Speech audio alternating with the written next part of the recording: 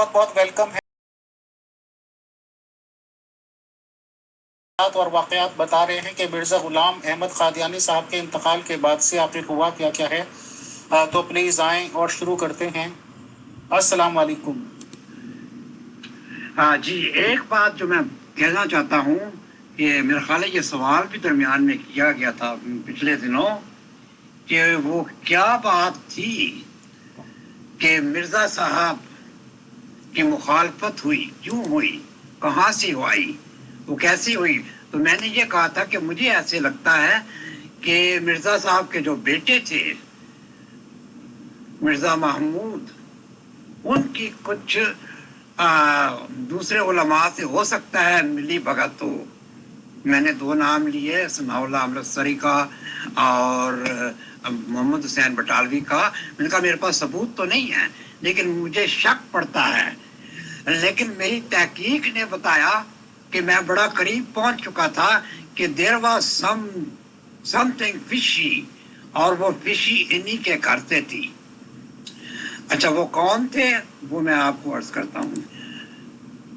جی آپ کے فورم پر وہ شگفتہ مسیح آتی ہیں، انہوں نے مجھے بھی بہت گرل کیا. وہ تو پیچھے پڑ گئی تھی میرے کہ قرآن سے ثابت کرو، قرآن میں کہاں لکھا ہے کہ حضرت عیسیٰ 120 سال کی عمر میں فوت ہوئے اور دفن ہے کشمیر میں. خیر وہ تو ان کی بات ہے، لیکن میں آپ کو بتاؤں میری تحقیق یہ بتاتی ہے کہ ان کی دشمنی ان کے گھر سے ہوئی.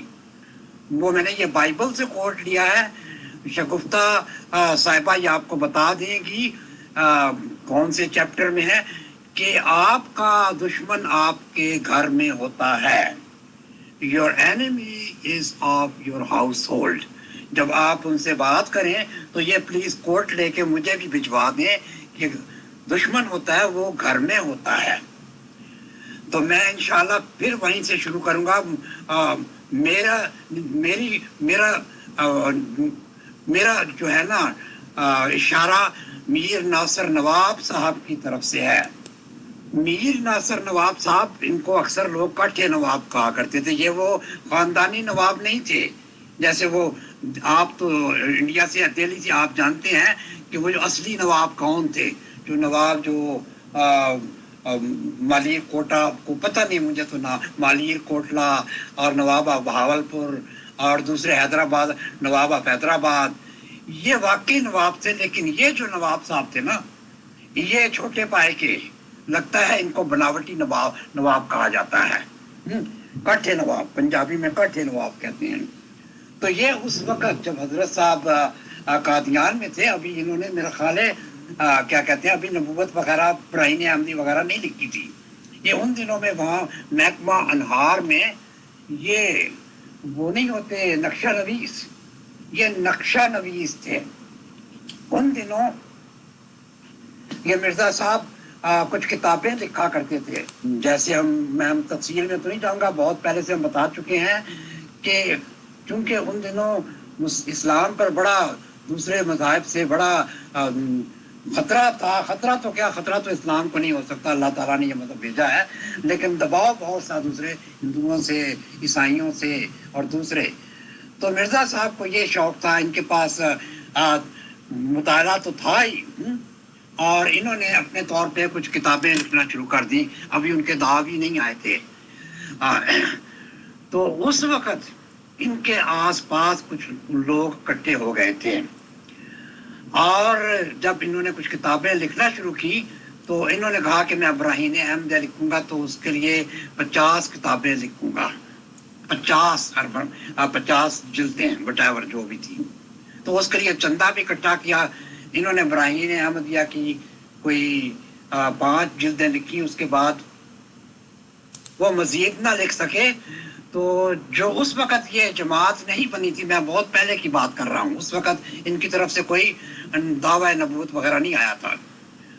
تو اس وقت لوگوں نے ان کو چندہ جات دیے. انہوں نے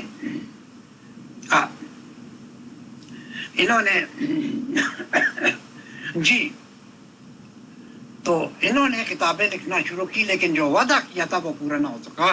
لہذا وہ لوگ جنہوں نے پیسے ان کو دیے تھے انہوں نے مطالبہ شروع کر دیا کہ آپ نے تو کہا تھا کہ میں 50 کتابیں لکھوں گا لیکن 5 لکھ کے آپ فارغ ہو گئے ہیں. تو انہوں نے کہا جی 5 اور 50 میں صرف 0 کا فرق ہے. لیکن وہ لوگ پھر ان کو غالباً مجھے بتایا گیا وہ عدالت تک لے جانا چاہتے تھے. اور اس دنوں اس وقت ان کے تعلقات حکیم نور الدین صاحب سے بھی ہو چکے تھے، کیونکہ حکیم نور الدین صاحب نے بھی جب ان کے بارے میں پڑھا کہ ایک شخص ایسا ہے وہ قادیان میں ہے اور وہ اسلام کا دفاع کرتا ہے، تو وہ آئے. اس وقت حکیم نور الدین وہاں تھے، کیا کہتے ہیں، آزاد کشمیر میں، مہاراجہ کشمیر کے وہ تھے، ذاتی طبیب تھے. تو آئے تو بہرحال انہوں نے دیکھا یہ مرزا صاحب بڑے خلوص سے باتیں کر رہے ہیں، کام کر رہے ہیں ان کی بھی، اور نور الدین خود بھی بہت بڑے عالم تھے. تو لیکن اس وقت کہتے ہیں کہ مرزا صاحب کیونکہ وعدہ کر کے وہ پورا نہ ہو سکا تو بڑا مشکل ہو گیا تھا. وہ لوگ ان کے خلاف تھے، ان پر قانونی چارہ جوئی کرنا چاہتے تھے. خیر حکیم نور الدین نے یہ کیا کہ مرزا صاحب کو کہا کہ آپ فکر نہ کریں، آپ کے جتنے پیسے ہیں وہ ہم ان کو واپس کر دیتے ہیں. تو جی یہ حکیم نور الدین کی مہربانی تھی کہ انہوں نے مرزا صاحب کو کا جتنا پیسہ تھا جو انہوں نے لے لیا تھا اور کام مکمل نہیں کیا تھا، وہ پیسہ انہوں نے ان لوگوں کو واپس کر دیا. اس طرح حضرت صاحب کی عدالت میں جانے سے جان چھوٹ گئی. تو یہ تو ایک بات تھی. انہی دنوں وہاں میر ناصر نواب بھی تھے. آپ نے فرمایا اوور سیئر، وہ بھی ٹھیک ہے، لیکن ان دنوں ان کو کہا کرتے تھے نقشہ نویس. ہاں نقشہ نویس بھی شاید وہی ہوتا ہے، اوور سیئر انگلش میں ان کو اوور سیئر کہتے ہیں. جی بالکل ٹھیک ہے. اچھا ان کے گرد اتنے لوگ اکٹھے ہو گئے تھے کہ میر ناصر نواب انہوں نے بھی ان کو دیکھا. یہ شاید قادیان کے اس ایریا میں رہتے تھے. انہوں نے دیکھا یہ بندہ ہے، گمنام سا بندہ ہے. بہرحال ان سے انہوں نے پہلے تو وہ دشمن تھے، وہ لوگ ملے ہوئے تھے مجھے لگتا ہے، کیونکہ وہ مرزا صاحب کے بڑا سخت دشمن تھے جو ان کے خیالات تھے. اچھا انہوں نے شاید ایک دفعہ، مرزا صاحب کی تو پہلی شادی تھی، وہ تو علیحدہ ہو چکی تھی بیوی. تو میرا ذاتی خیال ہے اور میں نے شاید ان سے سنا بھی تھا، یہ آپ نے جو بلایا تھا ان کو، کیا نام ہے، چودھری صاحب کو، یہ انہوں نے بھی یہ کہا ہے کہ میر ناصر نواب نے ان دنوں ان کے گھر رشتہ بھیجا. ان کی نیت کیا تھی مجھے نہیں معلوم، لیکن نہیں، میر ناصر نواب نے نہیں بھیجا، حضرت صاحب نے، کہتے ہیں مسیح ماؤز نے ان کے گھر بھیجا. ان کی بیٹی کم عمر تھی، یعنی 16-17 سال کی تھی، اور ان کا آپس میں تقریباً 40-50 سال کا فرق تھا. تو کہتے ہیں کہ میر ناصر نواب نے وہ رشتے کا انکار کر دیا. اچھا بہرحال یہ مرزا صاحب تو اپنا کام کرتے رہے اور ان کے پاس بڑے پڑھے لکھے لوگ اکٹھے ہو گئے. لاہور سے مولانا محمد علی آ گئے تھے اور خواجہ کمال الدین آ گئے تھے، اور بڑے بڑے پڑھے لکھے لوگ ان کے گرد اکٹھے ہو گئے تھے اور یہ کام کر رہے تھے. کہتے ہیں کہ جب یہ کام شروع ہوا، جو اسلام، دین اسلام کے لیے خالصتاً، تو اس وقت ناصر نواب نے دیکھا کہ ان کے گرد تو بہت سے لوگ اکٹھے ہو گئے ہیں اور لوگ ان کو پیسے بھی دیتے ہیں، ان کو مالی امداد بھی کرتے ہیں. تو کہتے ہیں کہ ان دنوں پھر دوبارہ کہیں رشتے کی وہ ہوئی، تو اس وقت انہوں نے یہ رشتہ قبول کر لیا، اور اپنی بیٹی نصرت جہاں مسیح موعود مرزا غلام احمد قادیانی کے عقد میں دے دی. اب دلوں کا حال تو اللہ ہی جانتا ہے، ان کے دل میں کیا تھا. مرزا کیا کہتے ہیں، غلام احمد قادیانی کے، میر ناصر نواب کے، اور ان کی بیٹی نصرت جہاں کے. یہ تو اللہ ہی بہتر جانتا ہے کہ وہ کیوں، انہوں نے کیا دیکھا. محترم مشتاق صاحب and all dear group members of pure discussion group, میں یہاں پہ یہ ضرور ایک اسٹیٹمنٹ ریکارڈ کرانا چاہوں گا تاکہ ہماری زندگی میں بھی اور بعد میں بھی یہ بات ریکارڈڈ رہے کہ جب میں نے تھوڑا بہت جانکاری لینا چاہی تھی مسلم یا اسلام دھرم پہ، تو پنڈت لوگوں نے بہت زیادہ، جب ان کے پاس جواب نہیں ہوتے تھے तो उन्होंने डराना शुरू किया था कि भगवान से डरो, भगवान ये कर देगा, भगवान वो कर देगा। आज की तारीख में जब मैं ये तहकीकात कर रहा हूँ और इंशाल्लाह ये तहकीकात मैं जारी रखूँगा, क्योंकि मेरा ये डेमोक्रेटिक हक भी बनता है, एक इंसान होने के नाते भी हक बनता है कि मैं हर एक चीज़ के बारे में जिसमें मुझे इंटरेस्ट हो मैं उसमें तहकीकात करूँ। आज मुसलमान होने के बाद या जब मैं मुसलमान हुआ तो मुसलमानों का सर्कल क्योंकि बहुत बड़ा है, पूरी दुनिया में सेकंड पॉपुलेशन कहलाती है ये। मेरी जानकारी में ये है कि मसीही लोग सबसे फर्स्ट नंबर पे हैं, सेकंड नंबर पे मुसलमान लोग आते हैं। तो मुझे मैरिड होने के बावजूद कई जगह से कई पेरेंट्स ने ये बातें की मुसलमानों में कि आप दूसरी शादी according to law, according to शरीयत भी कर सकते हैं और हमें खुशी होगी कि अगर आप हमारे ख़ानदान से जुड़ें। मैं ये खुदा नखास्ता किसी बड़ाई की वजह से नहीं, बल्कि ये कहना चाह रहा हूँ कि एक कम्युनिटी में आने के बाद इस तरह की ऑफर्स आती हैं, यानी कि सर्कल आपका बहुत बड़ा हो जाता है। बट कुछ कम्युनिटीज विद इन मुस्लिम्स ये भी जानकारी आ रही है कि पहली बात तो रिश्ते नातों में प्रॉब्लम, और प्रॉब्लम के बाद बावजूद भी इतनी ज़्यादा पाबंदी लगाना कि मुसलमान में ही शादी नहीं कर सकते, जबकि कुरान शरीफ ये इजाज़त देता है कि अहले किताब में भी आप शादी कर सकते हो। मेरा काम है तहकीकात करना, मैं इस मिशन को इंशाल्लाह पूरा करूंगा। मैं सबसे पहले उसी कम्युनिटी में जाता हूं बात करने के लिए कि आएँ और जवाब दें, और अगर कोई भी कम्युनिटी ये कहे कि जी पहले हमारे में शामिल हो जाओ, तो ये उसकी बेजा और नाजायज़ मांग होती है। ये कोई ज़रूरी नहीं होता कि किसी के रूम में एंट्री हो जाओ फिर देखो कि इस रूम में क्या था, सांप था, सिरिंडा था, बिच्छू था या नहीं था। तो बाहर से इंशाल्लाह तहकीकात करूंगा। और जो कम्युनिटी के बारे में मैं बात कर रहा हूँ वो जब भी आगे आना चाहें तो सबसे पहला प्रेफरेंस उनका, सबसे पहले मोस्ट वेलकम उनका। शुक्रिया, जज़ाकल्लाह। मेरा मुतालिया यही बताता है, मेरा मुशाहिदा यही बताता है कि उन्होंने देखा कि ये तो इन्होंने एक किस्म की पीर परस्ती शुरू कर दी है, ये तो लोग आना शुरू हो गए हैं। तो मीर नासिर नवाब भी आ गए। तो बहरहाल ये सिलसिला चलता रहा और मैंने देखा कि ये दुश्मनी कहाँ से जाहिर हुई। जब इनके अब बहुत सारे लोग इकट्ठे हो गए और चंदे भी आना शुरू हो गए, तो मीर नासिर ने कहा कि ये तो बड़ी सोने की चिड़िया है।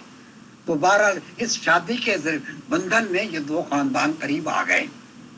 मीर नासिर नवाब का खानदान इतना ऊंचा खानदान नहीं था, वो दरमियाने तबके का था। सुना है कि उस खानदान में कोई लौंडेबाजी भी हुआ करती थी। ये जो लौंडेबाजी कादियान में आई है, ये नवाबों के जरिए आई है जो इनके मुरीद बन गए थे। बहरहाल मुख्तसरन मैं ये कहूँगा कि ये जब इन्होंने दावा शुरू कर दिया तो ये मीर नासिर नवाब दूसरे मुसलमानों से मिलते रहे। बेशक इनकी बैत भी हो गई थी, लेकिन अंदरून खाना ये दुश्मन थे मिर्ज़ा साहब के, और ये चाह रहे थे कि किसी तरह इनके जो इनका जो ये गद्दी है उसको संभाल ली जाए। तो ये मालूम और पता उस वक़्त लगा जब मिर्ज़ा साहब करीबुल मर्ग हो गए। जब ये मिर्ज़ा साहब लाहौर में आए हैं, इनकी वफात का वक़्त आया है, तो ये किताबें बाद में लिखी नहीं, उस वक़्त नहीं। ये तो इनका मीर नासिर नवाब साहब की हयात नासिर से रवायत है। मैं उसका आपको कोई हवाला नहीं दे सकता, ये सब बड़े रटे हुए हवाले, इन सबको पता है। उस वक़्त मिर्ज़ा साहब बड़े शदीद बीमार हो गए। कुछ लोगों के ये एतराज़ करना कि अमीर फैसल ने एक पर्टिकुलर कम्युनिटी के मुखालफों को इकट्ठा कर दिया है, वो उनसे मालूमात ले रहे हैं। मैं इस पे अपना पॉइंट ऑफ क्लैरिफिकेशन ज़रूर देना चाहता हूं कि ऐसा कुछ नहीं है। जब मुझे एक पर्टिकुलर कम्युनिटी से मालूमात देने के लिए कोई पर्टिकुलर मेंबर सामने ना आना चाहें, अब उनकी क्या मजबूरी हैं ये वो जाने। और मेरी जानकारी में ये बात है कि बहुत बुजुर्ग लोग, काबिल लोग, माइंडेड लोग इस तरह के मौजूद हैं जिनका ज़िंदगी का एक बहुत बड़ा हिस्सा एक पर्टिकुलर जमात में गुजरा, पर्टिकुलर कम्युनिटी, पर्टिकुलर अकीदे में गुजरा, और फिर उन्होंने उसे छोड़ा। क्योंकि मैं जानता हूं कि धर्म छोड़ना, अकीदा छोड़ना कितनी बड़ी दिक्कत का सामना होता है। मैं जानता हूं, मैं ये सब चीज़ें फेस कर चुका हूं। कोई आसानी से किसी अकीदे को छोड़ता नहीं है। तो मैंने उनकी खिदमत लेना मुनासिब समझा, क्योंकि वो बुजुर्ग भी हैं और जाहिर सी बात है कि किसी का एक लम्हे का पता नहीं, ताकि ये चीज़ें रिकॉर्ड हों। رہی بات پرٹیکولر کمیونٹیز کی، پرٹیکولر ریلیجنس کی، تو وہ تو ماشاءاللہ چلتے رہیں گے، کیونکہ وہ اپنی کمیونٹی اپنے ریلیجن پہ ہیں، تو ان کے پاس تو 1 لاکھ 2 لاکھ 10 لاکھ پوائنٹ ہونے چاہیے ہمیشہ اپنے آپ کو ڈیفینڈ کرنے کے لیے، وہ کبھی بھی سامنے آ سکتے ہیں. شکریہ، جزاک اللہ. اور ایسا تھا جیسے ان کو ہیضہ سا ہو گیا ہے، تو انہوں نے میر صاحب کو بلایا اور میر صاحب کو کہا مجھے ایسے لگتا ہے کہ میں وہی لگتا ہے جو میں کہتا تھا، یعنی مجھے ہیضہ ہو گیا ہے. اور میر ناصر نواب صاحب نے یہ بھی کوٹ کیا کہ مجھے وبائی ہیضہ ہو گیا ہے. اب وبائی ہیضہ کی انہوں نے اس کی کیا بیک گراؤنڈ تھا، مرزا صاحب نے یہ لکھا تھا کہ جو جھوٹا دعویٰ کرے، وہ جھوٹا دعویٰ کرنے والا وہ خدا کے عذاب سے مرتا ہے، جیسے فالج، وبائی ہیضہ اور اس طرح سے کی کوئی بیماری. اور ان دنوں طاعون تھا، تو طاعون بھی ایسے ہی تھا کہ وبائی ہیضہ ہو گیا ہے یا طاعون ہو گیا ہے، یعنی جھوٹے نبی ہونے کا. تو بہرحال دیکھیں، جب یہ جس روز وفات ہوئی ہے ان کی، تو جی میں آپ کو یہ عرض کر رہا تھا کہ جس دن مرزا صاحب کی وفات ہوئی، مرزا صاحب کی وفات احمدیہ بلڈنگ میں ہوئی، جو کہ برانڈرتھ روڈ پہ تھا، اور احمدیہ بلڈنگ کے بالکل سامنے احرار جماعت کا دفتر بھی تھا. تو جب یہ ان کی وفات ہوئی، یہ میر ناصر نواب صاحب بھاگے گئے ان احرار جماعت کو بتانے کے لیے کہ مرزا صاحب فوت ہو گئے ہیں. اتنی بات تھی کہ وہ جتنے جو لوگ تھے وہ بڑی خوشی سے بھاگتے آئے اور نعرے لگاتے آئے کہ مرزا مر گیا، مرزا مر گیا، مرزا مر گیا، ٹنڈی خانے مر گیا، کیونکہ اسوں نے بتایا تھا کہ مرزا صاحب کو ہیضہ ہو گیا ہے.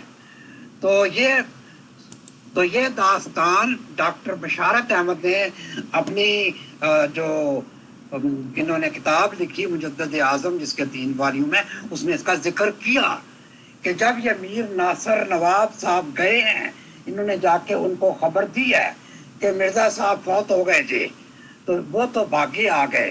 انہوں نے کہا کہ ان میں ایک ٹنڈا سا بھی لڑکا تھا، وہ بھی ٹنڈی بازو کھڑا کر کے یہ نعرے لگا رہا تھا کہ مرزا مر گیا، مرزا ٹٹی خانے میں مر گیا، مرزا ٹٹی خانے میں مر گیا. بہرحال ایک تو یہ تھا، یعنی یہ ان کی دشمنی تھی مرزا صاحب کی اس روز نکلی جس دن ناصر نواب نے جا کے ان کو شکایت لگائی، ان کو کہا، ان کو یہ خبر دی کہ مرزا صاحب فوت ہو گئے ہیں. دوسرے جو دشمنی ظاہر ہوئی وہ ان کی اپنی بیوی نصرت جہاں سے. وہ کیسے ہوئی وہ میں بتاتا ہوں. یہ کہانی سیرت المہدی میں لکھی ہوئی ہے، بہت زیادہ یہ کوٹ کرتے ہیں کہ دیکھو جی جس روز ان کی حالت بڑی خراب تھی، وہ ساری کہانی ان کو پتہ ہے کہ مرزا صاحب کو ایک دست آیا، پھر دوسرا دست آیا، پھر تیسرا دست آیا، پھر ساری پھر ان کا کہتے ہیں کہ وہ پہلے تو جا سکتے تھے بیت الخلاء پہ، لیکن اس کے بعد ہم نے چارپائی پہ ہی بندوبست کر دیا تھا. تو کہتے ہیں 3-4 دست آنے کے بعد وہ اٹھے، ان کا سر ٹکرایا اور پھر ان کی وفات ہو گئی. یعنی یہ کہانی بعد میں بیان کی گئی، اور اس کہانی کو بیان کیا گیا اور نصرت جہاں بیگم نے، اور تحریر کروایا گیا بیٹے بشیر احمد ایم اے نے. تو ایسی کہانیاں بتاتی ہیں، ایسی سٹوریز بتاتی ہیں کہ مرزا صاحب کے دشمن باہر سے نہیں تھے، مرزا صاحب کے دشمن اپنے گھر میں تھے. اور آپ نے دیکھا ہے کہ سب سے بڑا دشمن گھر میں مرزا محمود نکلا، جس نے کہ مرزا صاحب کے عقائد ہی بدل کے رکھ دیے. تو یہ تھی جی سٹوری. مرزا صاحب کے دشمن ان کے اپنے ہی گھر میں تھے، لیکن ان کو مرزا صاحب کو اس کے باوجود چند بڑے مخلص لوگ مل گئے تھے. وہ مخلص لاہور سے تھے، وہ مخلص ان کے بارے میں الہامات بھی ہوئے تھے. تو میں ایک آدھ خط مولانا محمد علی انہی دنوں تو آئے تھے جب یہ اتنا بڑا کام کر رہے تھے. انہیں کی زندگی میں مولانا محمد علی ریویو آف ریلیجن بھی نکالتے تھے، کتابوں کی ٹرانسلیشن بھی کرتے تھے، کیا کہتے ہیں اردو کا قرآن مجید کا اردو اور انگلش ترجمہ بھی، اس کے علاوہ اور بہت سے مضامین، اس کے علاوہ خواجہ کمال الدین تھے اور ڈاکٹر بشارت احمد تھے. یہ سارے وہ پڑھے لکھے دو لوگ تھے جو مرزا صاحب کے ساتھ مل گئے، اور ان سب میں سب سے زیادہ پڑھے لکھے یہ حکیم نور الدین تھے. لوگ ان کے نہ صرف عمر کی وجہ سے بلکہ علم کی وجہ سے بھی قدر کرتے ہیں. تو جب اب یہ دیکھ لیں کہ گھر کے دشمنوں نے کیسی کیسی کہانیاں بنائی. میر ناصر نواب نے اطلاع دی ان کو کہ مرزا صاحب فوت ہو گئے ہیں، اور وہ ناچتے آ رہے ہیں، مرزا مر گیا، مرزا مر گیا، مرزا ٹٹی خانے مر گیا. اور جو کہانیاں بتائی گئی اماں جان نے کہ مرزا صاحب کو ایک دست آیا، دوسرا آیا، تیسرا آیا، پھر چارپائی سے، یہ ان کہانیوں کی ضرورت کیا تھی؟ ان کہانیوں کی ضرورت کیا تھی؟ یہ ان سے پوچھے، یہ جواب دیں. Was it necessary for his son Mirza Bashir Ahmad امی to write سیرت المہدی؟ اور بے شمار ایسی باتیں منسوخ کر دی اس بدبخت بیٹے نے مرزا صاحب کی طرف. معلوم نہیں اس کا بیک گراؤنڈ کا کیا تھا. نہ صرف وہ بلکہ مرزا محمود نے اور ان کے دوسرے لوگ. بہرحال میں یہی کہتا ہوں کہ ان کے بیٹوں نے ان کے ساتھ دشمنی کی. یہ اندر ملے ہوئے تھے دوسرے لوگوں سے. جی محترم مشتاق صاحب السلام علیکم. یہاں دو سوال پیدا ہوتے ہیں کہ اول تو یہ جو شادی تھی اس کے بارے میں کہا جاتا ہے کہ بہت ہی الہامی بشارتوں کے بعد ہوئی تھی، اور ہر قدم پہ خدا تعالیٰ گائیڈ کر رہا تھا کہ اس خاندان میں جانا ہے. اور یہ کہ خود مرزا صاحب نے بہت سی باتیں فرمائیں کہ میری یہ بیوی جو ہے یہ اس کا نام ہی نصرت جہاں ہے، پورے جہان کی نصرت اور امداد کے لیے اس کا وجود ہے، اور خدا نے کہا کہ میں نے تجھے خدیجہ عطا کی وغیرہ وغیرہ. تو دوسری ایک تو یہ کہ اتنی الہامی بشارتوں کے نتیجے میں کہا جاتا ہے کہ یہ شادی ہوئی، اور لیکن آپ فرما رہے ہیں کہ یہاں پس پردہ پتہ نہیں کیا موٹیو سے. اور دوسری بات جو آپ نے فرمائی ہے کہ میر ناصر نواب بڑے خوش تھے اور ان کو احراریوں کو بتانے کے لیے گئے. تو سوال یہ ہے کہ ان کی بیٹی بیوہ ہوئی تھی اور چھوٹے چھوٹے بچوں کے ساتھ، تو یہ خوشی ان کی کس وجہ سے تھی؟ جی سیرت المہدی کے جو ہے ان کو محدث کہا جاتا ہے. بیان کیا فلان، ان کی تحریر شروع ہوتی ہے ایسے جیسے محدث بیان کرتے ہیں، یہ ابو ہریرہ بیان کرتے ہیں. یہ ان کا ابو ہریرہ تھا. یہ مرزا بشیر احمد ایم اے، یہ بدبخت ان کا ابو ہریرہ تھا. مجھے بیان کیا فلان نے، مجھے بیان کیا حضرت اماں جان نے، مجھے بیان کیا.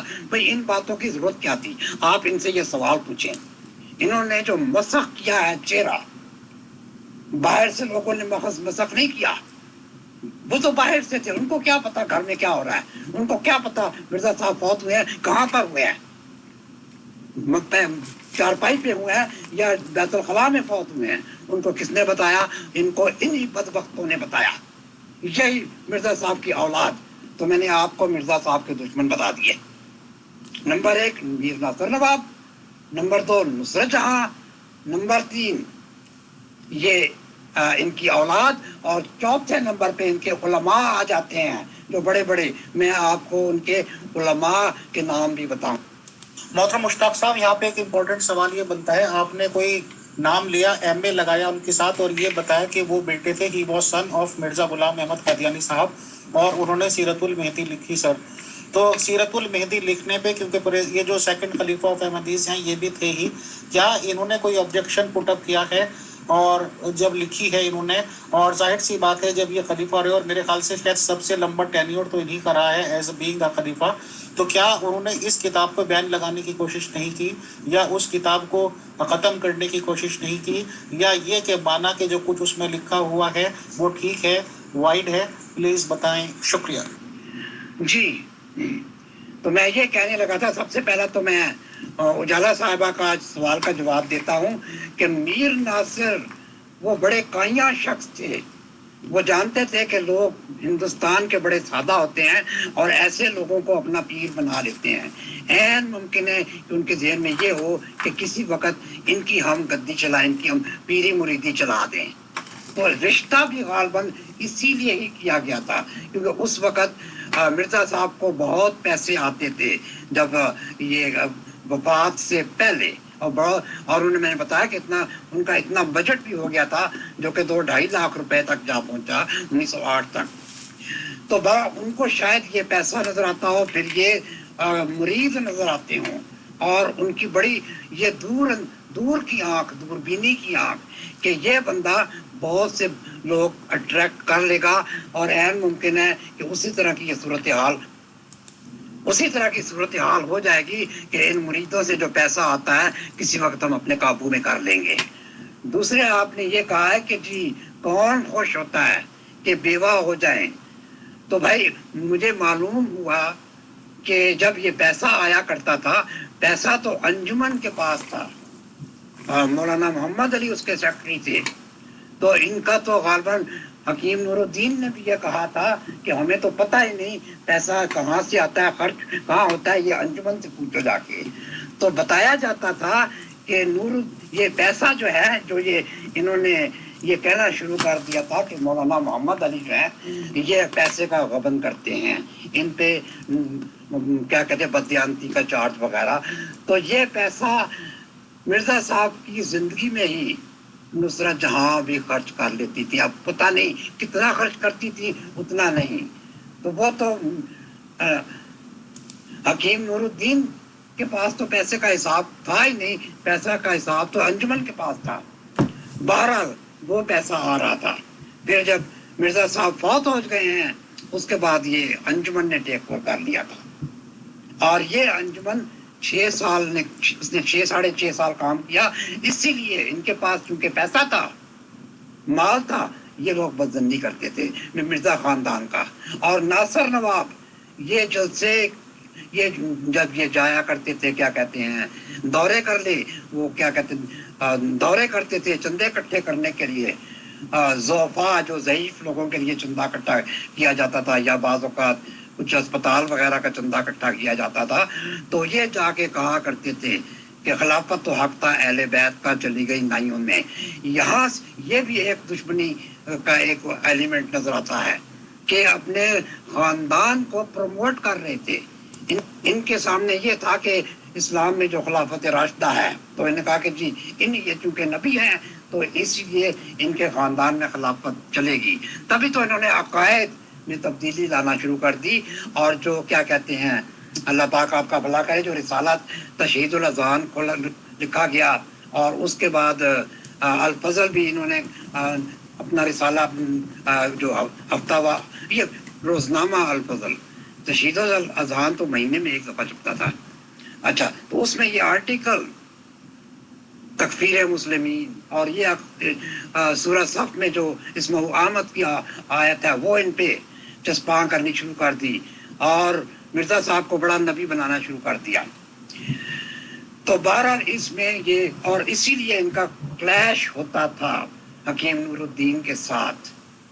اور اسی لیے جب یہ دیکھا گیا کہ یہ بدظنی کر رہے ہیں، اور یہ کہتے تھے مولانا محمد علی یہ لوگوں کو کہا کرتے تھے حکیم نور الدین کو، اندر جو شکایتی ٹٹو ہوتے تھے وہ کہتے تھے جی یہ مولانا محمد علی آپ کو خلیفہ نہیں سمجھتے. تو بہرحال میں اس بحث پہ اب نہیں جاتا، بہت باتیں ہو گئیں.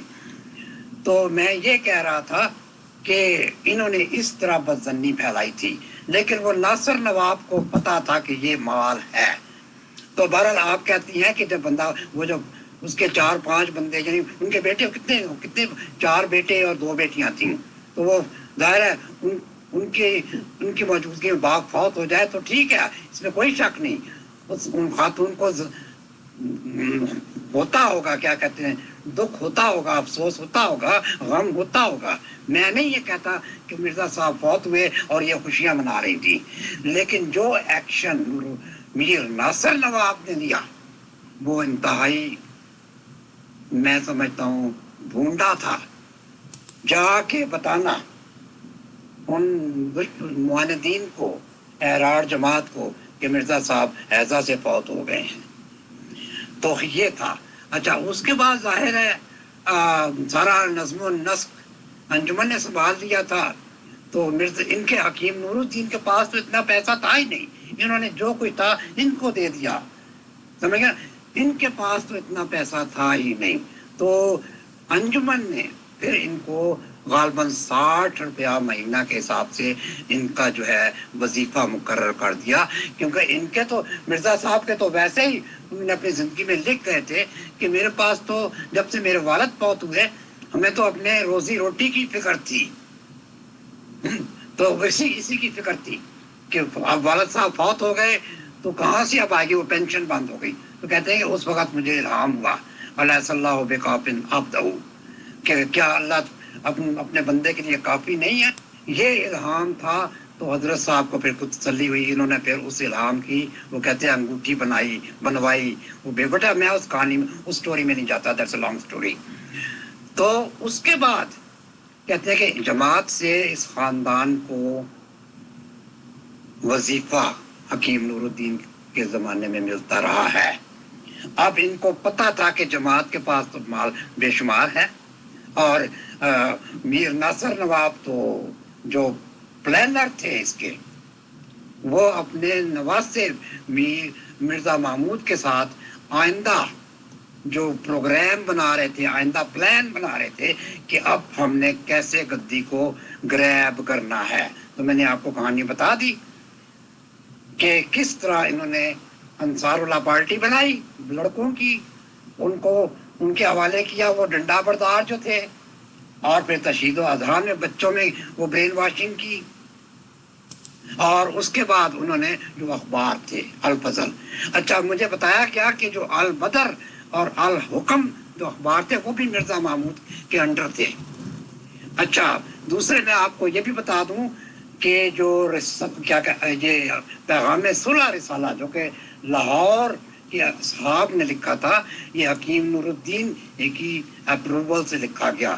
یہ جولائی 1913 میں یہ جاری ہوا, اور سب سے پہلا شمارہ جو پیغام صلح کا تھا حکیم نور الدین نے پہلا شمارہ یعنی پہلی کاپی 5 روپے دے کے خریدی. تو حکیم نور الدین کا کنٹرول یعنی پیغام صلح اور دوسرا باقی جو اخبار تھے وہ تو مرزا محمود اور ان کی پارٹی کے پاس تھے. اور حکیم نور الدین ویسے بھی زندگی کے آخری سال میں فیبل تھے, بیمار تھے, عمر 80 سال سے تجاوز ہو چکی تھی. تو بہرحال اس طرف تو نہیں, لیکن باقی معاملات مولانا محمد علی, خواجہ کمال الدین وغیرہ یہ سنبھالتے تھے. اور دوسرے دوست ڈاکٹر بشارت احمد ہو گئے, آسن امروئی صاحب ہو گئے, بڑے بڑے لوگ. تو یہ جماعت کا نظم و نسق سنبھالتے تھے. وہی ان کی کیا کہتے ہیں جتنے بھی نشر و اشاعت ہوتی تھی, کتابیں چھپتی تھی, تفسیریں, اور وہ کیا کہتے ہیں قرآن مجید کے درس, احادیث کا درس, یہ ان کے ذمہ تھا. تو یہ تھی میں سمجھتا ہوں سٹوری. اور اس سٹوری میں میں نے آپ کو بتا دیا کہ ان کی دشمنی ان کے گھر سے میر ناصر نواب سے شروع ہوئی. اس نے کیا کہتے ہیں اپنے نواسے کو ساتھ ملایا اور اپنی بیٹی کے ساتھ یہ پلاننگ کی.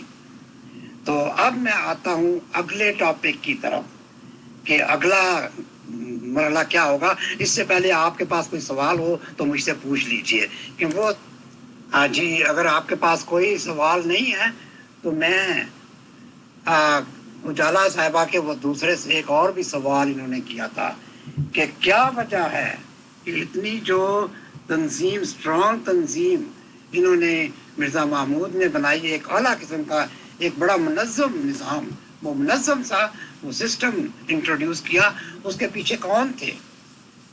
تو میں اس بارے میں یہ کہوں گا کہ مرزا محمود اور ان کے خاندان والے اور یہ میر ناصر نواب ان کے نانا جان یہ بڑے لکی تھے. ان سب کو حکیم نور الدین کی وفات کے بعد وہ سارے کے سارے بنی بنائی جماعت مل گئی, اور اس میں بڑے بڑے عالم بھی تھے, بڑے بڑے عالم تھے, اور جو اندرون خانہ ان کے ساتھ ملے ہوئے تھے سوائے ان لاہور جماعت کے علماء کے. تو میں اب آپ کو اس کے بعد کہ ان علماء نے کیا رول ادا کیا وہ میں بتاؤں گا.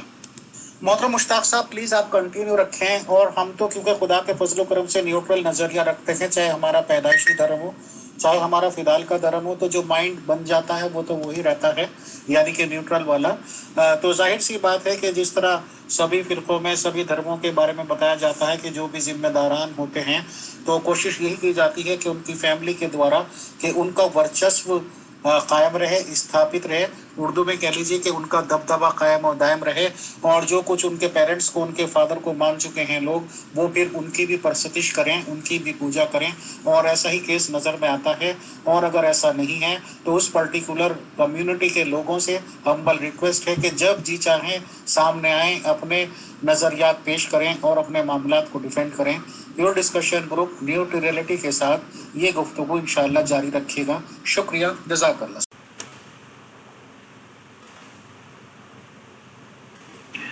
تو جی میں کہہ رہا تھا کہ ان کو تو بنی بنائی جماعت مل گئی حکیم نور الدین کی وفات کے بعد۔ وہ سارے لوگ، اگرچہ ان میں بعض ایسے تھے جو اندر اندر سے حکیم نور الدین اور ان کی موومنٹ کو پسند نہیں کرتے تھے، وہ انڈر گراؤنڈ دشمن تھے، جو کہ کہتے تھے، جو کہ ان کو یہ بتایا کرتے تھے کہ مرزا صاحب نے تو نبوت کا دعویٰ کر دیا، یہ جو اسماعو احمد ہے والی آیت ہے جو مرزا غلام احمد قادیانی پر چسپاں ہوتی ہے، یہ ان کا، اور دوسرے جو ان کو نہیں مانتا وہ کافر، وہ جو مسلمان مرزا صاحب کی بیعت میں نہیں آتا وہ کافر، پکا کافر دار ہے، اور بھی شمار۔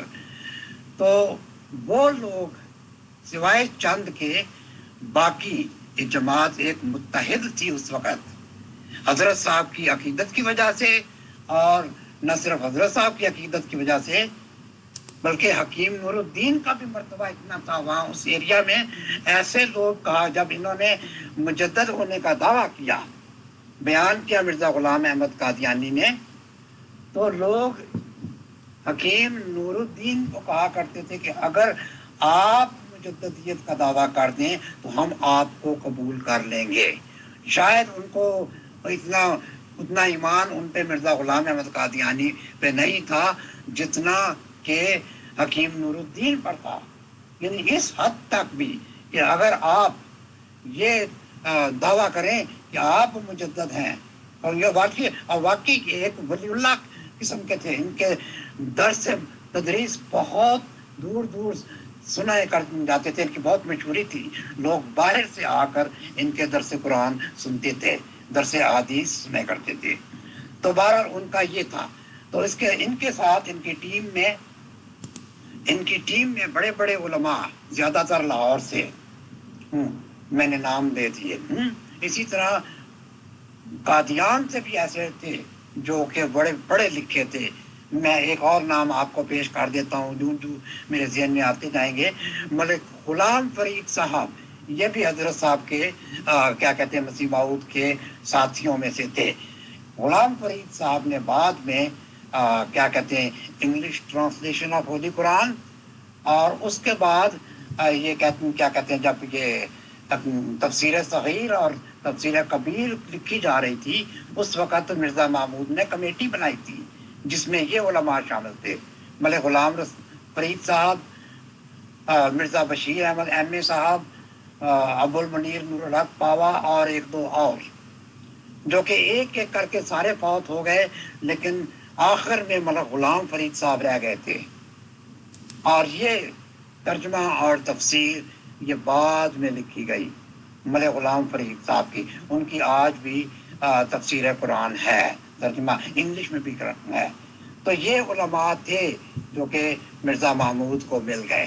لاہور والے تو چلے گئے 1914 میں، جب ان کی انہوں نے ذلت کر دی ان بدبختوں نے، وہ تو چلے گئے چھوڑ چھاڑ کے، انہوں نے تو اپنا مشن وہاں بنا لیا، اپنی جماعت بنا لی، اور وہ سارا جو یہ ان کے ذمہ تھا اس وقت مرزا صاحب کے زمانے میں، یہ ترجمہ قرآن کر رہے تھے، ریویو آف ریلیجن کے ایڈیٹر تھے، اور اس کے بعد انگلش کا بھی ٹرانسلیشن یہ کرتے تھے، تفسیر بھی لکھتے تھے، اور بہت سی یعنی مضامین وہ لکھا کرتے تھے۔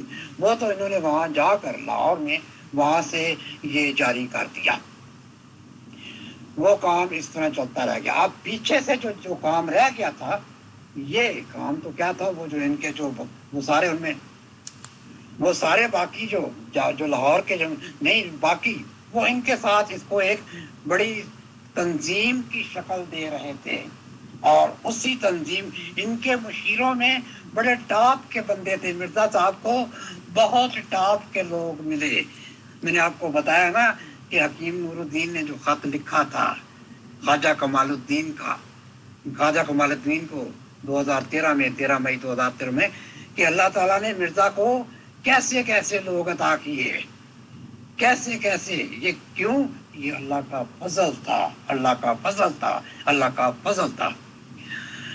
افسوس ان سے زیادہ فائدہ نہیں اٹھایا گیا قادیانی جماعت نے، بلکہ ان کو تو وہاں سے نکلنے پہ مجبور کر دیا، کیونکہ ان کی موجودگی میں یہ جو ان کے پلان تھے وہ کامیاب نہیں ہو سکتے تھے.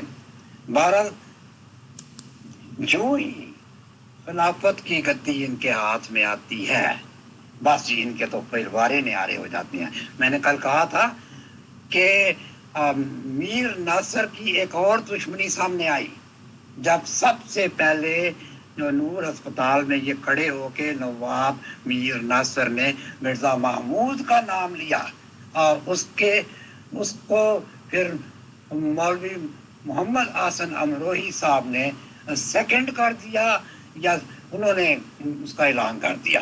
اور پھر اس کے بعد جو نعرے لگے ہیں، میں حیران رہ گیا کہ اس بدتمیز، یہ وہ بدتمیز لوگ تھے جن کے بارے میں مرزا صاحب یہ کہا کرتے تھے کہ میری جماعت کے اکثر جو بیعت کنندگان ہیں وہ سوکھی لکڑیاں ہیں. وہ واقعی سوکھڑی لکڑیاں وہ کڑک رہی تھی اس وقت مسجد نور میں، اور ایسے ایسے نعرے آ رہے تھے، مرزا محمود خلیفہ تخت مبارک، تخت خلافت مبارک، مرزا محمود خلافت مبارک، مرزا محمود ہماری بیعت لیں، یہ کریں وہ کریں. بہرحال پھر اس کے بعد کہیں جا کے ان کا جنازہ پڑھایا گیا، اور اس کے بعد ان کو حضرت مسیح موعود کے پہلو میں بہشتی مقبرہ میں دفن کر دیا گیا. اب ان کے ہاتھ میں ہر چیز آ چکی تھی. وہ تو بیچارے جان چھڑا کے، یعنی اپنی جان بچا کے نکلے تھے. یہ تو ان کے پیچھے ان کے جانی دشمن ہو چکے تھے. مولانا محمد علی کے خلاف اس قدر نفرت پھیلائی گئی، لاہور جماعت کے خلاف اس قدر نفرت پھیلائی گئی. میں کسی وقت آئندہ وہ اگر میں نے شروع کر دیا تو یہ ٹاپک بہت لمبا ہے کہ کس قدر نفرت انگیز انہوں نے خطبے مولانا محمد علی کے خلاف دیے، انہوں نے خطبے حکیم نور الدین کی اولاد کے خلاف دیے، انہوں نے خطبے دیے خواجہ کمال الدین کے خلاف. تو یہ وجہ تھی کہ قادیانی جماعت میں لاہوری جماعت کے خلاف ایک نفرت پھیل چکی تھی. یہ سمجھتے تھے کہ شاید جو لاہوری جماعت والے ہیں وہ کوئی کیا کہتے ہیں کوئی بغاوت کرنا چاہتے تھے، کوئی اپنا نظام نیا لانا چاہتے تھے، نور الدین مرزا محمود کی مسیح موعود کی اولاد کو نیچا دکھانا چاہتے تھے. حالانکہ ایسی کوئی بات نہیں. ان کے پاس بڑے بڑے عالم تھے، عالم ادھر بھی تھے، اس میں کوئی شک نہیں ہے، لیکن جو مرزا محمود کے ساتھ جو علماء تھے انہوں نے علم کا ناجائز استعمال کیا، ان کو نیگیٹو رنگ میں پیش کیا. سیرت المہدی آپ کے سامنے ہے، حیات نور آپ کے سامنے ہے، حیات ناصر آپ کے سامنے ہے، اور ذکر حبیب آپ کے سامنے ہے. یہ وہ چاپلوس علماء تھے. ان میں ایک اور چاپلوس عالم بھی تھا. یہ مجھے بتاتے ہیں طارق چوہان صاحب. یہ طارق چوہان صاحب کہتے ہیں کہ جو محمد اسماعیل حلال پوری جس نے 1914 میں ایک رسالہ نشان رحمت لکھا تھا، یہ پروفیسر محمد اسماعیل جامعہ کے حلال پوری صاحب تھے.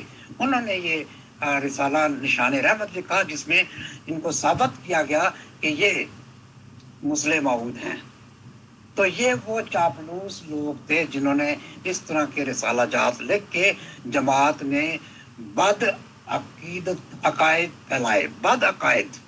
اور مرزا محمود کا کردار تو آپ دیکھ ہی لیں، بعد میں کیا آیا. بڑے بڑے ان پہ الزامات لگے. ظاہر ہے جب طاقت میں آ گئے، پیسہ بے شمار تھا، ریل پھیل تھا، یہ دیکھتے ہی دیکھتے یعنی جو کہ جن کو صرف 60 روپیہ وظیفہ ملتا تھا وہ بڑی بڑی جائیدادوں کے مالک ہو گئے. بتایا جاتا ہے کہ نصرت جہاں کے پاس بے شمار سونا تھا، وہ سونا کہاں سے آیا؟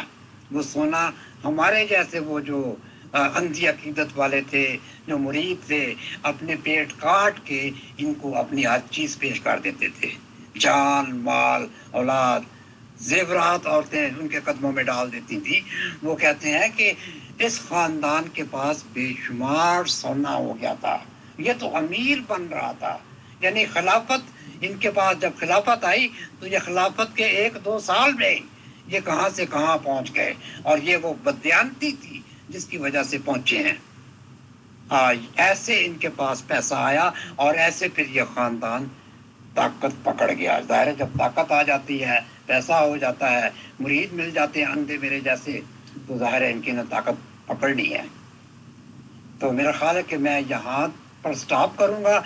آپ یہاں پر اگر کوئی آپ کے پاس کوئی سوال ہیں اس دوران تو وہ کر لیجئے۔ محترم مشتاق صاحب، آپ نے یہ بتایا تھا کہ 30-35 ہزار روپے تو بالکل شروعاتی سٹیج پہ جمع ہو گیا تھا اور اس میں ایک بہت بڑی بلڈنگ بنائی گئی تھی، بٹ میں یہ کلیئر کرنا چاہتا ہوں سر کہ بلڈنگ کون سی تھی وہ؟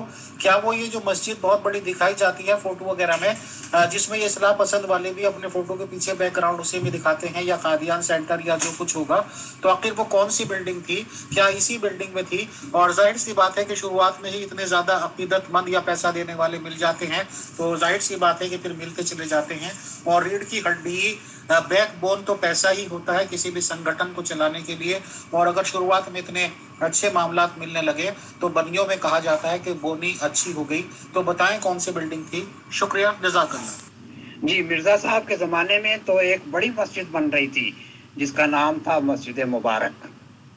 تو انجمن کے کام میں ایک یہ بھی آ گیا تھا پروجیکٹ کہ اس انجمن کی توسیع کرنی تھی، اور چونکہ یہ صاحب جو جن کے بارے میں نے کہا کہ مرزا صاحب کے خسر صاحب، یہ اپنے حالانکہ یہ انجمن کے ممبر نہیں تھے لیکن انجمن کے کاموں میں ٹانگ اڑانا یہ اپنا حق سمجھتے تھے۔ تو انہوں نے جب وہ مسجد مبارک کی توسیع کرنی تھی تو انہوں نے اپنی پروپوزل دینا چاہیے۔ وہ کیونکہ ظاہر یہ نقشہ نویس تھے، اوورسیئر تھے، جو بھی تھے، تو یہ بات انجمن نے کیا کیا کہ رپورٹ کر دی مرزا صاحب کو، یعنی ان کے سسر صاحب کو، مسیح موعود کو۔ میں غلط کہہ گیا۔ تو میں کہہ رہا تھا کہ اس کی توسیع جب ہونی تھی مسجد مبارک کی تو انہوں نے ٹانگ اڑائی اور انہیں اس کی توسیع میں بہرحال اپنی کو سفارشات پیش کرنا چاہیے۔ تو انجمن نے یہ بات مسیح موعود مرزا غلام احمد کو بتا دی کہ اس طرح میر ناصر جو ہیں وہ اس میں توسیع میں اس طرح کی پروپوزل دینا چاہتے ہیں۔ تو انہوں نے کیا کیا کہ مرزا صاحب نے اس پر یہ نوٹ لکھ دیا کہ جو فیصلہ انجمن کا ہوگا وہی قابل قبول ہوگا، وہ مجھے بتا دیا جائے، میں اپروو کر دوں گا۔ بہرحال میر ناصر کو انہوں نے دخل اندازی کرنے سے منع کر دیا۔ اسی طرح بتایا جاتا ہے کہ وہاں کچھ اور بھی لنگر خانہ بھی تھا شاید اس زمانے میں۔ لنگر خانہ کی پہلے بھی تو بلڈنگز تھی وہاں پر، پہلے پرانی بلڈنگ تو چلی آ رہی تھی۔ یہ مسجد مبارک کی توسیع مرزا صاحب کے دور میں ہوئی تھی۔ اس کے علاوہ بعد میں لگتا ہے کہ وہاں پر ایک سکول کی عمارت بھی بن گئی تھی جس کو کہ تعلیم الاسلام ہائی سکول کہا گیا۔ اس کے بعد ایک ہسپتال کی بھی جو کہ حکیم نور الدین کی ذاتی ملکیت تھی، نور ہسپتال اس کا نام تھا۔ بتایا گیا کہ بعد میں جب یہ بند ہو گیا یا کیا ہو گیا تو اس وقت پھر اس میں کمرے بنا دیے گئے، اور اس خاندان نور الدین کے خاندان کو وہ جو کمروں سے کرایہ آتا تھا وہ ان کا جو ہے نا ان کی آمدنی تھی۔ اب یہ بڑی بڑی بلڈنگیں غالباً مسجد مبارک یا اسکول تھا یا کچھ ایک آدھ اور عمارت تھی، باقی تو پرانی عمارتیں تھیں۔ انجمن کے پاس تو صرف جو بجٹ شروع ہوا 1905 میں وہ 30-35 ہزار کا تھا، جو کہ 1908 تک 2 لاکھ تک پہنچ گیا تھا، 2 لاکھ۔ جی، آپ نے پوچھا امیر ناصر نواب کو انجمن کا ممبر کیوں نہیں بنایا گیا؟ وہ اللہ کا لاکھ لاکھ شکر ہے کہ ان کی اس پہ نظر نہیں پڑی۔ سب سے بددیانت بےایمان وہی آدمی تھا. اس کو پتہ یہ کیا قادیانی کیا کہتے ہیں؟ حضرت میر ناصر نواب رضی اللہ عنہ. لو جی، ان کو صحابہ سے ملا دیتے ہیں. وہ سب سے زیادہ بددیانت آدمی تھا. ان کو بڑی یہ بری لگی تھی. حقیقت ہمیشہ کڑوی ہوتی ہے. تو یہ بددیانت انسان تھا. اس کے ذہن میں، اس کے دل میں وہی تو بددیانتی تھی. تبھی تو مرزا صاحب کے آگے پیچھے یہ منڈلایا ہے کہ یہ تو سونے کی چڑیا ہے، اس سے تو میرے خاندان میں آ جائے گی. تو ظاہر آخر اپنی چھوٹی سی بیٹی مرزا صاحب کو دے دی. یعنی مرزا صاحب اور اس بیٹی کی عمر میں 45-50 سال کا فرق تھا. بہرحال یہ دیکھ لیجئے. یہ تو میں کہتا ہوں کہ اللہ تعالیٰ مرزا صاحب کے ساتھ تھا، تبھی تو یہ میر ناصر نواب انجمن کا ممبر نہیں بنا. ورنہ شاید یہ اس کا ممبر بن جاتا تو پتہ نہیں اس نے کیا کیا گل کھلانے تھے. آپ جانتے ہیں کہ ہمارے جو یہ انڈیا میں بھی یہ ہوتا ہے، پاکستان میں بھی ہوتا ہے کہ یہ جو محکمہ انہار کے لوگ ہوتے ہیں نا، یہ بڑی بڑی رشوتیں لیتے ہیں. وہ کسانوں سے ان کو پانی دینے کے لیے اور ان کو پتہ نہیں کانٹریکٹ دلوانے کے لیے اور طرح طرح کی نوازشات دلوانے کے لیے حکومت سے ان سے یہ بڑی بڑی رشوتیں لیتے ہیں. خیر اس زمانے میں شاید یہ گوروں کی حکومت تھی تو یہ رشوت نہ لے سکتے ہوں، لیکن دوسرے نوازشات تو دلواتے تھے. تو میر ناصر نواب ایک پلاننگ کے ساتھ مرزا خاندان میں آئے. مجھے امید ہے کہ آپ کو یہ یہاں تک سمجھ آ گیا ہوگا کہ مرزا صاحب کی دشمنی مرزا صاحب کے اپنے گھر والوں نے کی، ان شارٹ. اور یہی میرا آج کا موضوع تھا. جی محترم، میرا صرف یہ مطلب تھا کہ ظاہر ہے انجمن کا ممبر بننا ایک باعزت منصب ہوتا تھا، اور ظاہر ہے بہت ہی ٹرسٹ وردی لوگوں کو ہی انجمن کا ممبر بنایا گیا ہوگا. تو نصرت جہاں بیگم صاحبہ نے اس کو مائنڈ نہیں کیا، اور میر ناصر نواب صاحب نے کہ ان کے مطلب نصرت جہاں نے کہ ان کے والد صاحب کو کیوں اس سعادت سے محروم رکھا جا رہا ہے. ظاہر ہے جب ایک شخص کو جب ایک نبی بنا کے پیش کیا جائے تو میرے جیسا بھی مسلمان جس کا اتنا علم نہیں ہے وہ بھی بھڑک اٹھتا ہے کہ یہ کیسے ہو سکتا ہے. رسول کریم صلی اللہ علیہ وسلم خاتم النبیین تھے، ان کی موجودگی میں کوئی نبی نہیں آ سکتے. تو مرزا صاحب نے بھی یہی اپنی کتابوں میں لکھا ہے. یہ لوگ آپ کو نہیں بتاتے، پتہ نہیں کہ مرزا صاحب نے یہ فرمایا کہ کیا میں نبوت کا دعویٰ کر کے اسلام سے باہر ہو جاؤں، کافر ہو جاؤں. ہم بھی مدعی نبوت پر لعنت بھیجتے ہیں. اب انہوں نے دکو دکی ان کو نبی بنا دیا، اور دوسرے مسلمان بھی یہ کہتے ہیں وہ دیکھو فلانی جگہ تو انہوں نے اپنے آپ کو نبی کہا ہے، فلانی جگہ پہ انہوں نے کہا ہے یہ نبی تھے. تو وہ ظاہر ان کو پھر ان کی کتابوں میں سے دکھاتے ہیں. حالانکہ ایسے حوالے، ایسے نبی اور رسول کے حوالے ان کے اپنے اولیاء نے بھی کیے. مجد الرفسانی کی کتابیں دیکھ لیں، ابن عربی کی کتابیں دیکھ لیں. وہ جو علماء اولیاء کرام تھے انہوں نے یہ اصطلاحات اپنی لیے استعمال کی، بریلویوں کے علماء نے کی. تو لیکن انہوں نے تو بہانہ بنانا تھا اور انہوں نے بڑا نبی بنا کے ان کی مخالفت شروع کر دی. جی تو میں یہ کہہ رہا تھا کہ یہ تو معلوم نہیں کہ انہوں نے مائنڈ کیا یا نہیں کیا، لیکن اتنا پتہ ہے کہ جب حکیم نور الدین صاحب کی بیعت ہو رہی تھی تو مرزا محمود اور جناب علی ان کے نانا امیر ناصر نواب انہوں نے بیعت نہیں کی. اس وقت یہ کہہ کر اٹھ گئے کہ ہم اماں جان سے پوچھ کے آتے ہیں. اب یہ منظوری اماں جان سے لینے گئے تھے لیکن اماں جان نے پھر ان کو یہ کہا وہ بالکل تمہیں بیعت کرنی چاہیے. تمہیں اگرچہ یہ موضوع چینج ہو گیا ہے، انہوں نے ان کے مائنڈ کیا کہ نہیں کیا، لیکن میں بتاؤں کہ یہ پلاننگ تھی نا کہ جاؤ ضرور جا کے بیعت کرو. کیونکہ ان کو ہو سکتا ہے میر ناصر نے کہہ دیا ہوگا یہ نور الدین بوڑھا ہو چکا ہے، کتنے سال اس کے باقی رہ گئے ہیں. جب یہ میرا خیال ہے خلیفہ ہوئے تھے اس وقت ہی عمر ان کی 80 کے قریب تھی یا 75 سے زیادہ تھی.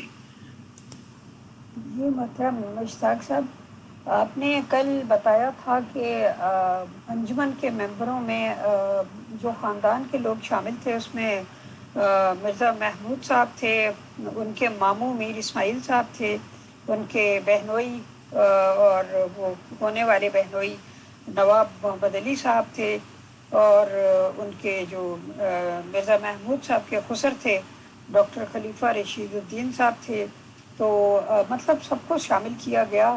تو سسر جو تھے مرزا صاحب کے، جو سب سے امپورٹنٹ مقام رکھتے تھے، انہیں کیوں انجمن میں شامل نہیں کیا گیا؟ اور کیا اس پر نصرت جہاں بیگم نے کوئی احتجاج وغیرہ نہیں کیا؟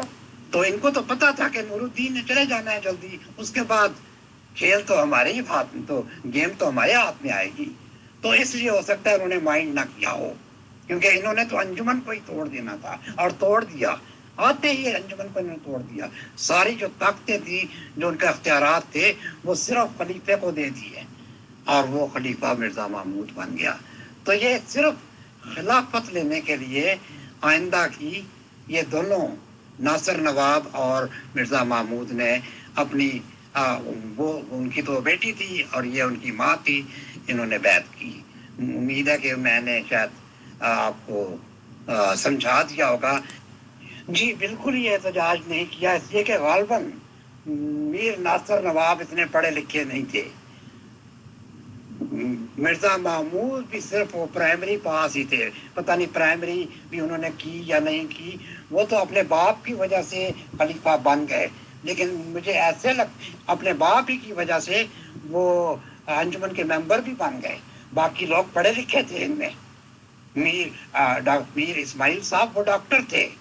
اسی طرح جو تھے خلیفہ رشید الدین، یہ اپنے مقام اپنے ایریا میں بہت بڑے تھے، یعنی پڑھے لکھے لوگ تھے. یہ اس قابل نہیں تھے کہ ان کو کوئی عہدہ دیا جاتا.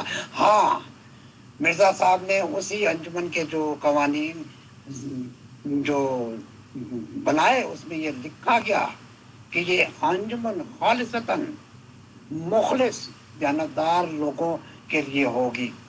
جو بھی کوئی جب بھی یہ معلوم ہوا کہ کوئی شخص دیانتداری سے کام نہیں لے رہا، کیونکہ یہ انجمن خالصتاً الہام کے ذریعے بنی تھی اور خالصتاً وہ لوگ اس میں شامل تھے جو کہ بظاہر دیانتدار تھے. اور اسی لیے آپ نے یہ شرط بھی لکھ دی اس میں کہ اگر کوئی اس دوران انجمن کے کسی ممبر میں کوئی بددیانتی دیکھتا ہے یا کوئی ممبر بددیانتی سے کام لیتے ہیں تو ان کو یہ انجمن فوراً نکال سکتی ہے، اور نکال دے، بلکہ ان کی جگہ پارسا لوگ لائیں، ان کو یہ ممبر بنائیں. عین ممکن ہے ان دنوں مرزا صاحب کو شاید پتا ہو کہ یہ بندہ جو میرا خسر ہے یہ تو کسی اور چکر میں ہے، تو اس کو انجمن کا ممبر نہیں بنایا. یہ دیکھ لیجئے.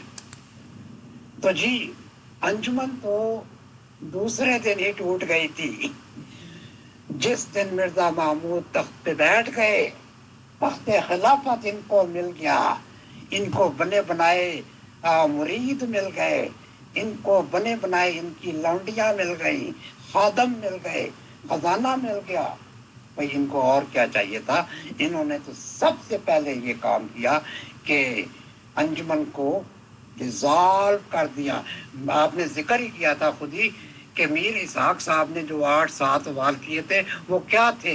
وہ یہی تھے کہ انجمن کا مرزا صاحب کی وفات کے بعد پوزیشن کیا ہوگی، خلیفے کا اختیارات کیا ہوگا، خلیفے کے اختیارات کیا ہوں گے، انجمن کے ممبران کا اختیارات کیا ہوں گے، خزانے کے متعلق تھا، مالی معاملات کا. تو یہ تو جب مطلق العنان خلیفہ بن گئے تو پھر تو چل پھر. اور جو اپوزیشن ہونی تھی ان کی، ان کو تو انہوں نے ڈنڈے مار مار کے باہر نکال دیا. ڈنڈے مار مار کے کہنے کا مطلب یہ نہیں ہے کہ ان کو واقعی ڈنڈے مارنے تھے. واقعی انہوں نے محمد علی کو تو انہوں نے مارنے ہی تھے ڈنڈے، وہ تو بیچارے اپنی جان چھڑا کے نکل آئے. تو وہ جو دیانتدار لوگ تھے وہ تو لاہور والے وہ تو چلے گئے، پیچھے یہ مل گئے، ان کے ہاتھ میں وہ سب کچھ آ گیا. اب یہ شاہی کریں، سفیدی کریں، جو مقصد جو مرضی کریں، تو یہ ان کے ہاتھ میں خلافت تھی. اسی لیے خلیفہ جو ہے وہ مطلق العنان تھا, ہر چیز کا کنٹرول تھا. اس نے پھر اپنے جو پچھلے وہ مفاد پرست علماء تھے ان کے ساتھ مل کے بڑی بڑی انہوں نے تنظیمیں چلائیں, تحریکیں چلائیں اور عمارتیں بنوائیں, اور مال بھی. کہتے ہیں کہ اپنی خلافت کے چند سالوں میں وہ خلیفہ مرزا محمود, جس کو صرف 60 روپیہ حکیم نور الدین مشاہرہ دیا کرتے تھے, وہ جائیدادوں کا مالک بن بیٹھا. وہ جائیداد وہ کہاں سے آئیں؟ یہ کہتے ہیں جی برکات آ گئی. جب آپ نے کسی کو اکاؤنٹیبلٹی دینی ہی نہیں ہے, کسی کو بتانا ہی نہیں ہے پیسہ کہاں سے آ رہا ہے, کہاں جا رہا ہے, دکھاوے کے لیے 4 مساجد بنا دی, دکھاوے کے لیے کچھ مال بنا دیا. مثال کے طور پہ آپ کو 1000 روپیہ آتا ہے, تو 1000 میں سے اگر آپ نے 100-150 خرچ بھی کر لیا ہے دکھاوے کے لیے, باقی تو جیب میں گیا نا. کہتے ہیں کہ نصرت جہاں کے پاس بے شمار سونا تھا. یہ تو ان کی جو مرزا صاحب کی پہلی جو بیوی وہی بتا سکتی ہوگی اس وقت کہ یہ ان کی حالت کہاں سے کہاں پہنچ گئی. یہ ایگزیکٹلی ان کے بددیانت باپ کی وجہ سے, میر ناصر نواب کی وجہ سے.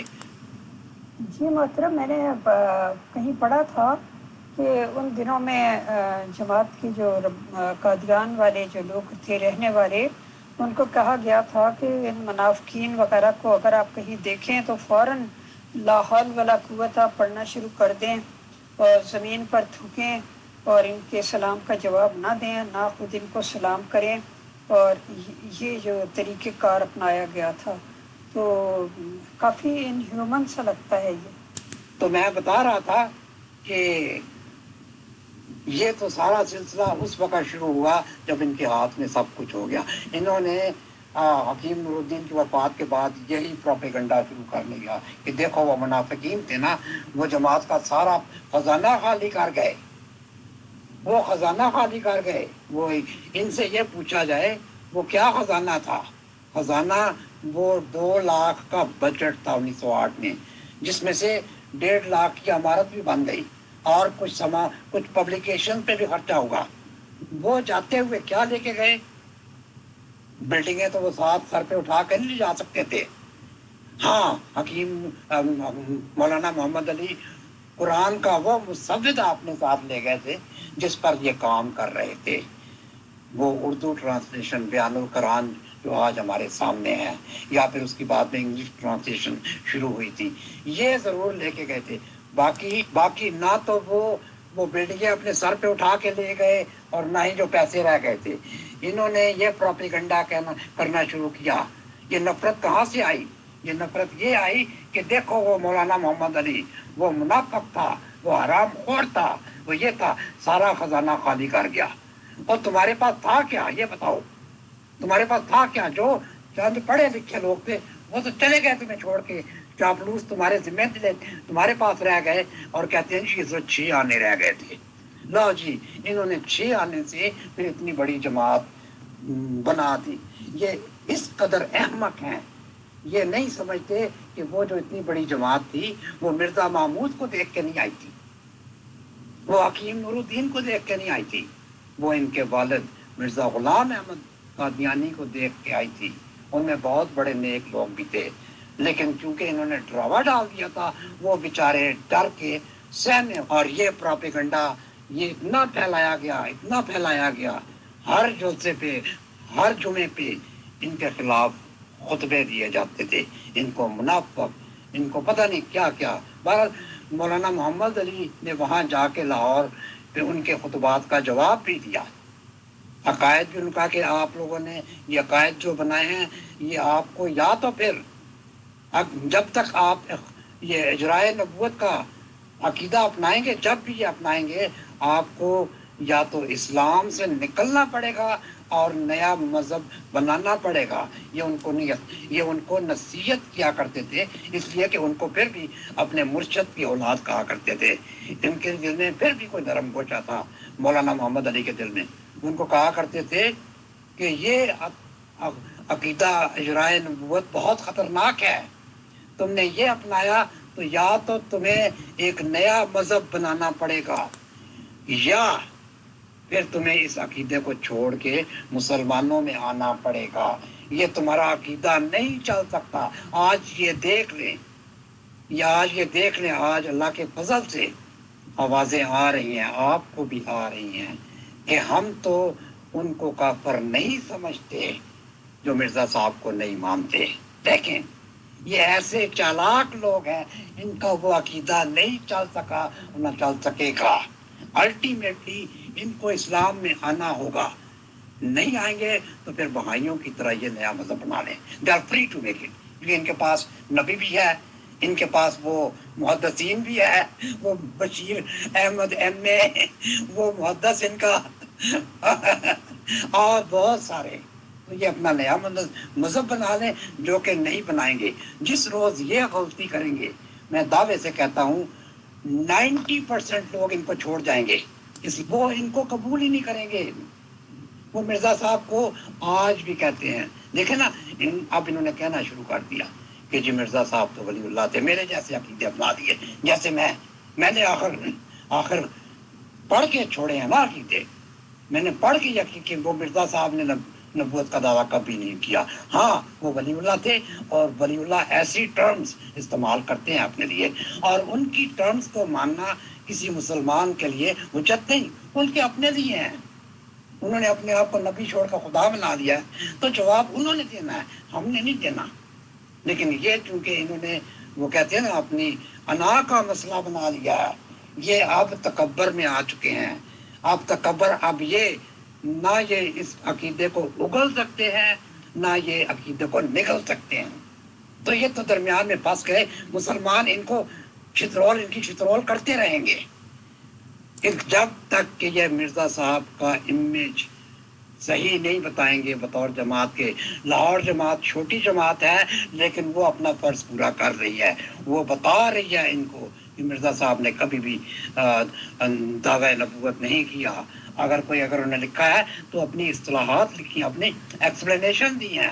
ان کا دعویٰ ذلی بروزی. اب مصیبت ہے یہ ذلی بروزی کو بھی تو نہیں سمجھتے. یہ بہرحال انہوں نے اتنی آسانی سے یہ عقیدہ چھوڑنا نہیں ہے، اتنی آسانی سے عقیدہ نہیں چھوڑنا.